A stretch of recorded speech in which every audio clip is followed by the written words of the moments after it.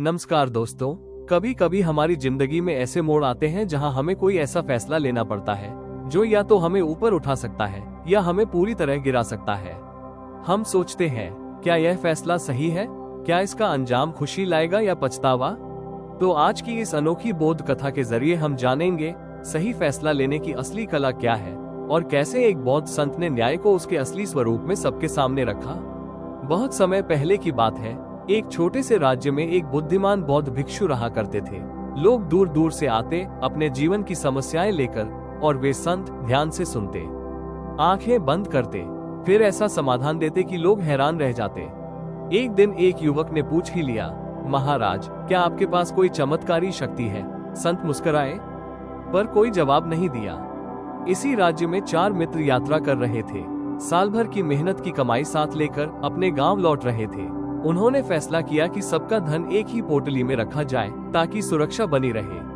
रास्ते में उन्हें एक बूढ़ी औरत का घर दिखा।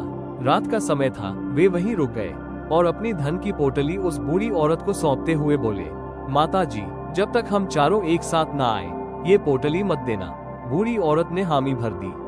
अगली सुबह उनमें से एक युवक, जो स्वभाव से थोड़ा चालाक था, चुपके से बूढ़ी औरत के पास गया और कहा, माता जी, हम सब जा रहे हैं, कृपया धन की पोटली दे दीजिए।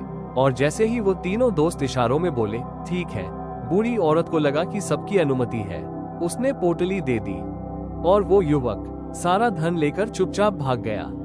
जब बाकी 3 मित्र लौटे और सच पता चला, उन्होंने दुखी होकर कहा, माता जी, आपने हमारी अमानत एक ही व्यक्ति को कैसे दे दी?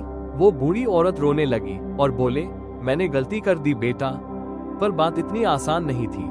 तीनों युवक राजा के पास पहुंचे और न्याय की गुहार लगाई। राजा ने भी बिना ज्यादा सोचे बूढ़ी औरत को दोषी ठहराया और कहा, तुम्हें वो सारा धन लौटाना होगा। बूढ़ी औरत टूट चुकी थी, उसके पास कुछ नहीं था। वो रोते रोते घर लौट रही थी। तभी रास्ते में उसे वही संत मिलते हैं। बूढ़ी औरत फूट फूट कर रोती है और सारी बात कहती है।